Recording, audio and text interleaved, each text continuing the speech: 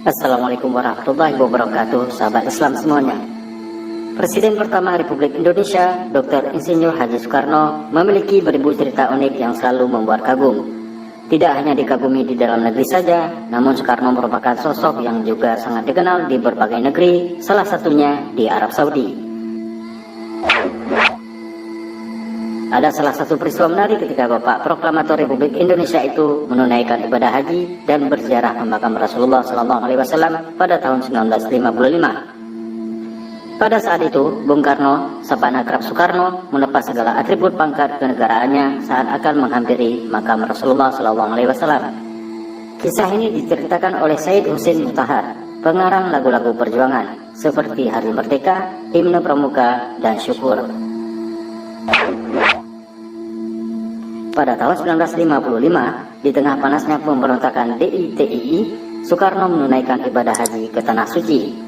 Di antara rombongan itu, ada Sekretaris Jenderal Konferensi Asia Afrika, Ruslan Abdul Ghani. Kemudian ada mantan Menteri Luar Negeri, Ahmad Subarjo, dan juga Menteri Agama, Kiai Haji Maskur.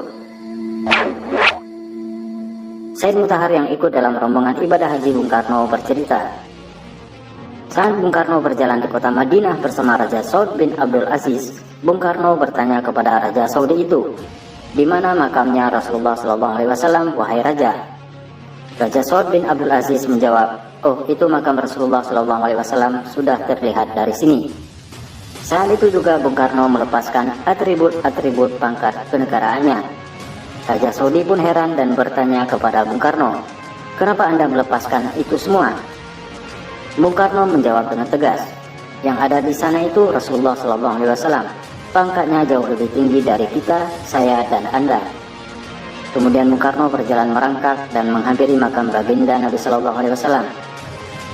Sesampainya di samping makam Rasulullah SAW, Bung Karno bersama beberapa anggota rombongan sempat mengheningkan cipta dan kemudian berdoa. Bung Karno pun tak kuasa untuk tidak menitikkan air mata di depan makam manusia agung itu. Bagi Bung Karno, pangkat dan kemampuan yang dimilikinya tidak bisa dibandingkan sama sekali dengan apa yang sudah dilakukan oleh Nabi SAW sebagai pembawa risalah Islam ke seluruh jagat raya. Dr. Soeharto, dokter pribadi yang ikut serta dalam rombongan haji Bung Karno, menuturkan, di sana rombongan diselimuti keberuntungan.